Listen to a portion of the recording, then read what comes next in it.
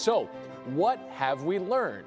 Jeremy Fowler's with us, helping make us smarter, a little bit more insightful here with what we saw from J.J. McCarthy. He is rocketing up mock drafts, seen as sort of a pivot point in this year's draft.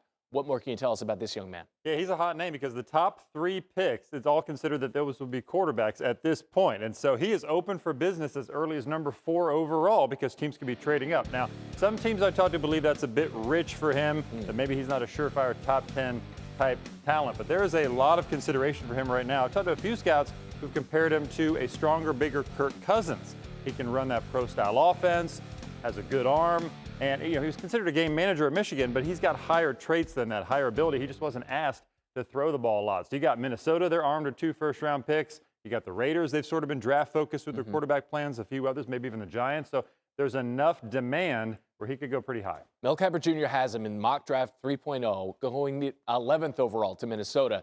That's starting to perhaps feel or at least look like the floor for him. Maybe it's higher coming up.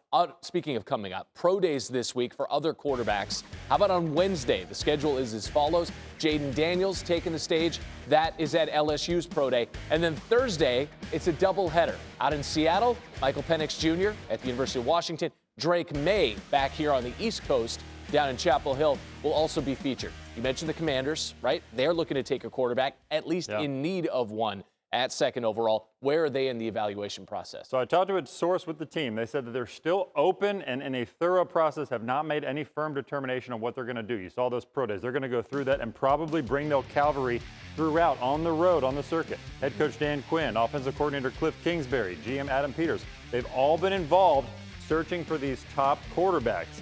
Now, they've gotten calls from teams inquiring about a potential trade of moving up. Not a ton of action yet, enough where there'd be a deal, but they've certainly fielded calls. And, you know, look, they're open for all options, but the feeling around the league is that they'll probably sit tight, take the best quarterback at number 2 overall. GM Adam Peters, when he took the job a few months ago, he knew what he was getting into and probably thought, hey, I can get my quarterback of the future by taking this job. Well, and their quarterback that they most recently drafted, also out of North Carolina, Sam Howell, now a member of the Seattle Seahawks. So there is a need and perhaps a roster spot at quarterback.